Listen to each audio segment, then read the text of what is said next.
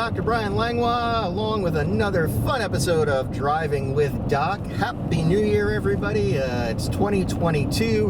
Hopefully it'll be better than 2021. I mean, it's got to be, although I know we said the same thing about this time last year when we were talking about 2020. So, but, you know, I know things are rough for a lot of people out there. Just, you know, really try to keep on keeping on and you know, just doing the best you can and keep trudging through. We will get through this. It's probably just going to take a little bit longer than we all initially thought. And, you know, another part of the new year is people making resolutions, of course, or resolving not to make any resolutions. But one of the big resolutions that we do see quite a few people make, myself included, is to get a little bit healthier this year, drop some weight if you are overweight like myself, and you know, just try to overall live a little bit more of a healthier lifestyle. And you know, thinking about that, it's really no different. It's something you definitely want your pets to be in a healthy weight and a healthy lifestyle as well. So I figured that would be something to chat a little bit about as we drive through the wonderful countryside here in Pennsylvania. And, you know, depending on what study you read and what survey you read, up to 80% of owned pets can be considered overweight. And we'll talk a little bit about what that means in a minute. You know, and a good percentage of those would be considered obese, severely obese, or morbidly obese. And there's a lot of severe health problems, obviously, that come along with that, just like they would in us. You know, not every condition is going to be the same, but the concerns are the same. And so, you know, we're going to spend a little bit of time talking about that, what you can do to help your pets, how you can work with your vet on a proper weight loss program, all of those things. So let's kind of dive right in. And, you know, some people will look at their animal and they'll say, is he or she overweight? Is she too fat? Is she too thin? All that stuff. And they may try to pop them on the scale, look at what the number says, and, you know, then look up, well, it's within the breed standards or whatever, if you just do a quick Google search. And it's really not that simple. Nowadays, when it comes to looking at an animal's weight, we're looking more at something that we call body condition scoring, or how that animal carries that weight, I guess is a better way to put it. Because you can have all different types of body types within a breed, just like you can have all different types of body types in us as humans. And so your veterinarian really needs to get their hands on your animal and your pet to feel them, see if there's a lot of fat cover in certain areas, and then, you know, using a chart, and a couple of charts you're seeing right now, we kind of give them a scoring number. In most cases, it's going to be between 0 and 5. Sometimes it's between 0 and 9. It just depends on the scale that, you know, your vet is using for that particular day. And usually the lower numbers mean that they're incredibly thin, and then the really high numbers means that they're incredibly obese. That's the way most of these scales work. And you can ask your vet, you know, for a copy of the scale, or, you know, you can search a lot of them. Purina makes one. You know, the World Small Animal Veterinary Association makes a really good one that people can follow too. And it has pictures and diagrams to show exactly what we're looking for. So again, it's not just about the number. You know, it's about feeling the animal and making sure that, you know, we're measuring all these points. Sort of similar to what, you know, your doctor may do with you in taking certain measurements of certain areas. We really don't traipse too much into the realm of things like body fat percentage, water percentage, all those things that, you know, those fancy scales now do for us.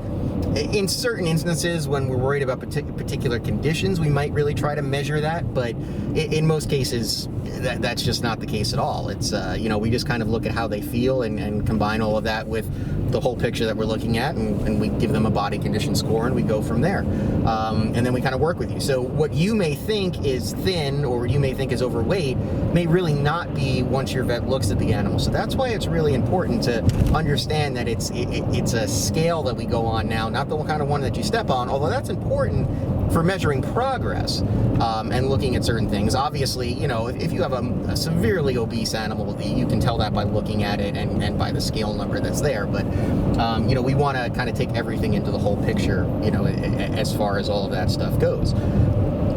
So that, you know, that's the first thing. So you definitely, you know, want to make an appointment with your vet, you know, if you're concerned about your pet's weight, so this way we can look them over and see what's going on. When it comes to obesity in animals, a lot of the problems and the secondary effects of obesity that we see in animals are very similar to the things that we see in people. And we're learning a lot more about how kind of severe some of these side effects are and how it really affects our pets' quality of life. Very obese people and obese animals are both prone now to developing what we call these kind of inflammatory mediators, where the fat actually produces substances that really work to increase inflammation throughout the body, which is not good. Obviously, we want to do everything to decrease inflammation. We don't want to see it rise. So the more obese your animal is, the more uncomfortable they probably are without necessarily showing it. And that's a really important thing to remember, because we didn't really know that before. We really didn't even know it so much in the human world either. There's a lot of studies being done with this. So, that's one thing. The second thing, obviously, if you have an animal that is prone to joint issues, so we're thinking some of the larger dogs with their hips, their shoulders, their elbows, even little smaller breed dogs with their knees, all of that, the more weight they have to carry around, the more pressure and stress it's going to put on those joints that are not really designed right from birth. So it does lead to increased concerns as far as arthritis kicking in earlier. It being more uncomfortable for your dog or cat to get around.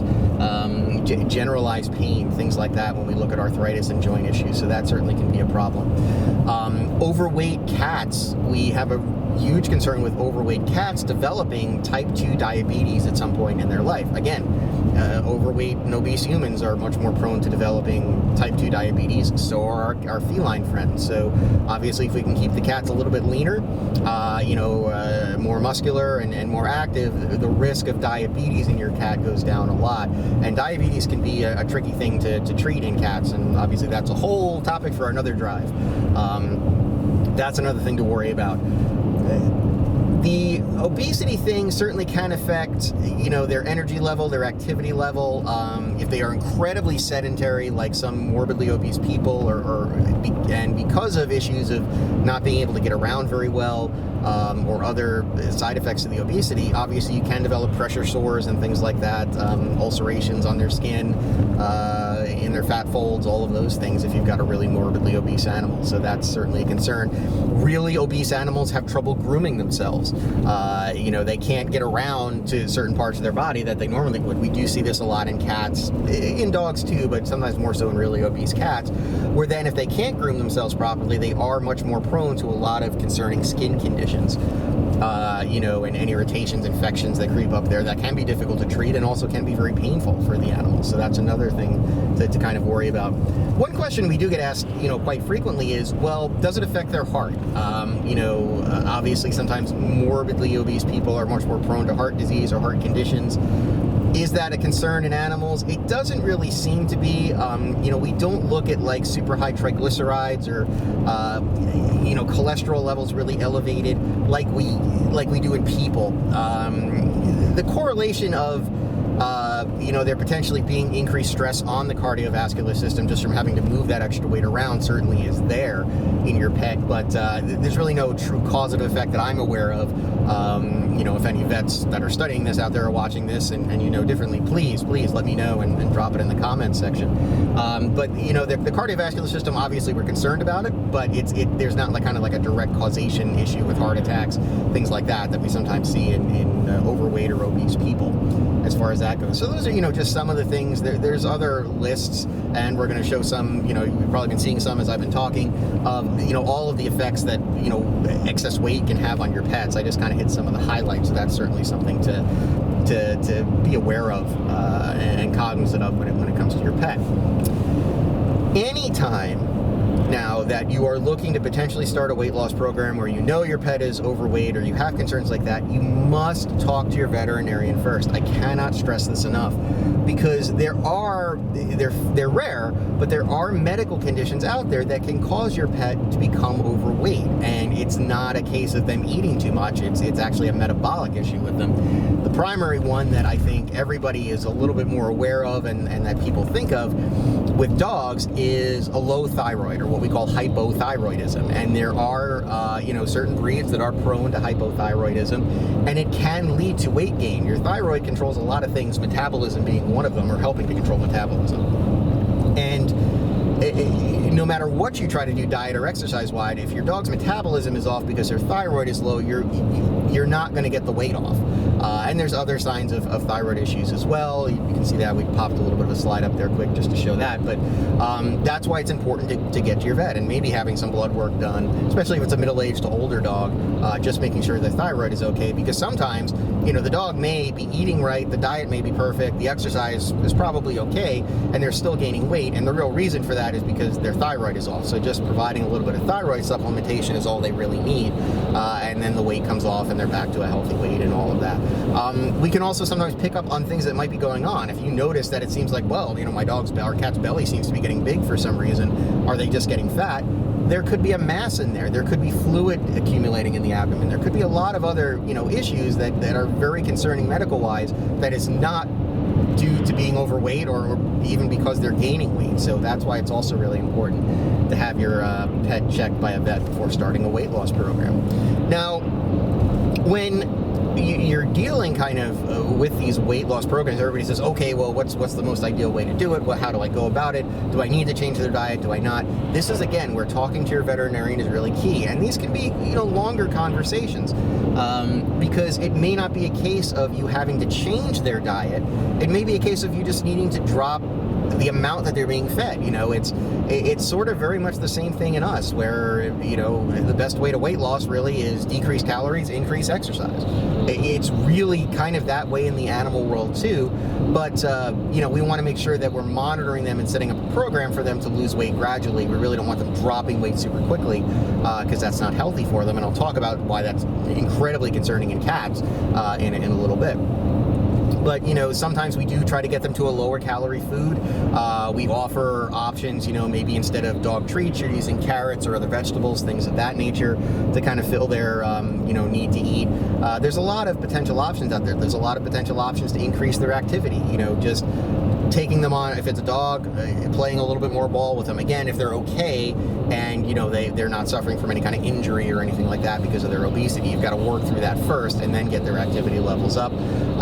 With cats, it can be as simple sometimes as just playing with, laser pointers, or playing with, just little feathers on sticks. Just getting them to move even a little bit more each day will burn more calories. So even if you dedicate a half-hour increase a day to playing with your cat, that is going to make a world of difference, along with adjusting their diet into their weight loss.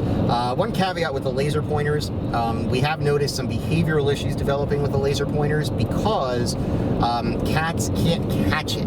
They can chase it, but they can't catch it, which can lead to frustration behaviors on the part of the cat. So if you do use laser pointers and they chase them around, make it look as if the dot then ran under a door or ran under a couch or something and then disappeared.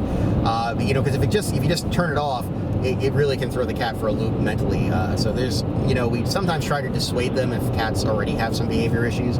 But if your cat loves it and they love playing with it, go ahead and do that. Another interesting thing for cats that I saw, and I was not really on board with this to begin with, but exercise wheels do work very well with cats. And I was very hesitant about this. I was concerned about injuries. I was concerned about cats really not taking to them the right way. But a lot of people that use them swear by them. And I've talked to some vets who love them and their cats love them. So, we're showing a little bit of the exercise wheels with cats here. And not every cat is going to necessarily take to it, but it certainly is something that, again, you can get them running a little bit. You can get them chasing around, acting like they're chasing something. Burns a lot of calories. It's a quick sprint kind of thing for them. So that certainly is something to look into too and talk to your vet about. Remember that cats also are natural hunters. So instead of just kind of feeding them in one spot, one thing you can do to get them a little more active is to, go ahead and put small amounts of food in various parts of the house. And that kind of kicks in their hunting instinct a little bit. They have to move around to get to their food. That helps as well. With dogs, it can be as simple if they are just on an all kibble diet and not any kind of canned food, or even if they get a little bit of canned food. You certainly can work training with them and basically give them all of their meal as you reward them with the pieces of kibble instead of treats. That can help with some of these guys as well. So, those are all things you can talk to your vet about. Yes, there are diets out there you can talk to your vet about as well. Sometimes we do have to go to those lower calorie diets or specific calorie restrictive diets to get to the weight loss goals that we want to ensure with your pet. But sometimes, like I said, a lot of times it can just be dropping the amount that you're feeding them. And you'll be surprised at how little food a cat or some breeds of dog actually need. to maintain their weight where it is. It's much lower than I think a lot of people would think. But again, every animal is different, which is why you want to talk to your vet. So I mentioned a couple of minutes ago that you want to make sure that when you're losing weight, you do it in a gradual way. And it's the same thing for your pets. Humans, it's not great if we drop a ton of weight really, really quickly. And it's not good for our animal friends either. And specifically, it can be life-threatening for cats. Cats can develop a condition called hepatic lipidosis, or what we commonly call fatty liver syndrome, if they drop a lot of weight very quickly. And there's a lot of metabolic reasons for this. You're seeing a little bit of a slide that describes it up now. But basically, they can't, when your body starts to break down its own fats for energy because you're not taking in as much as you used to, or you're more active, normally your liver helps break some of those things, those fatty acids down, and it helps turn them into the energy that you need. For some reason in cats, they have a lot of trouble at times breaking down their own fats the right way. And so if their liver is overrun with these fatty acids, it actually can cause fat deposits to develop on the liver and lead to really serious liver failure in these cats, which is why we are very concerned anytime an obese cat drops weight very, very quickly. It's not a 100% guarantee. I have known cats that have dropped weight quickly because of other medical reasons and have not developed it.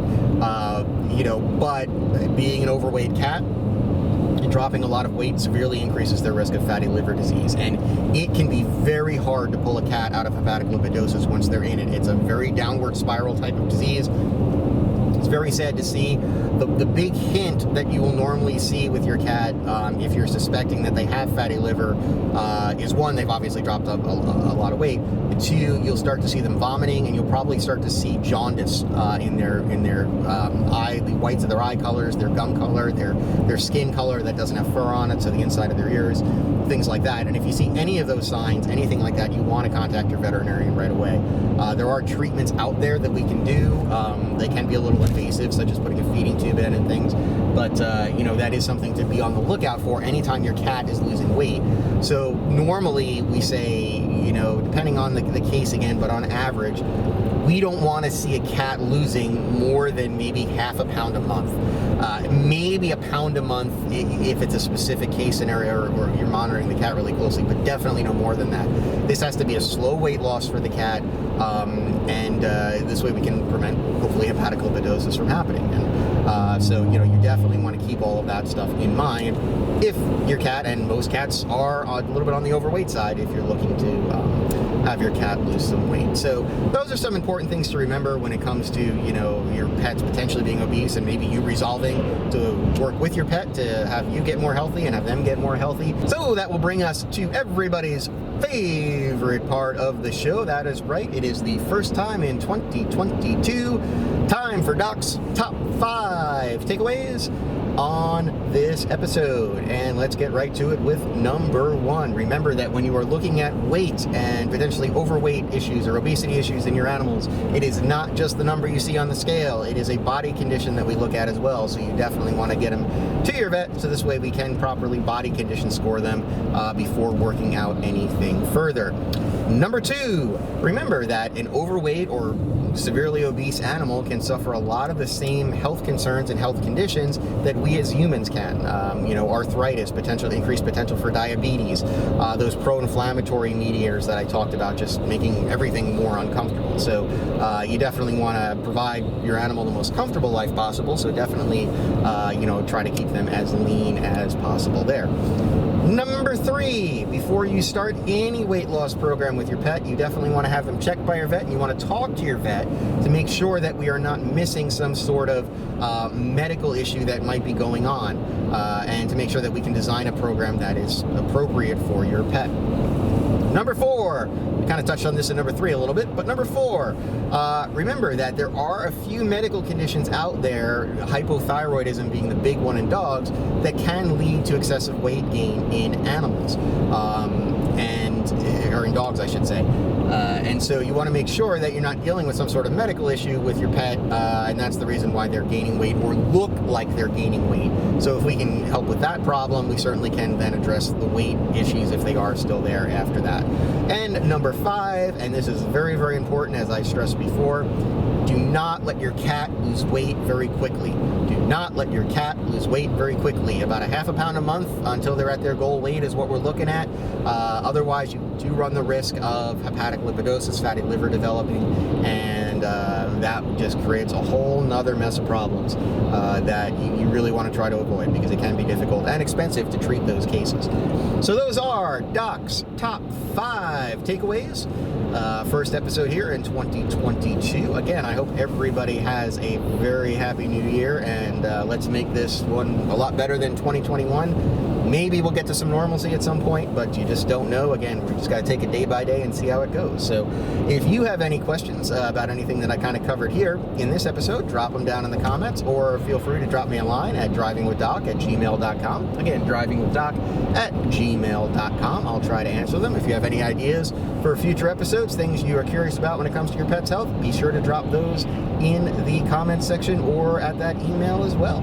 So enjoy the remainder of the holiday weekend here. I'm going to continue on driving, and who knows what kind of topic I'll come up with next time, but we will definitely have one, and we will be looking forward to seeing you next time as we all go driving with Doc.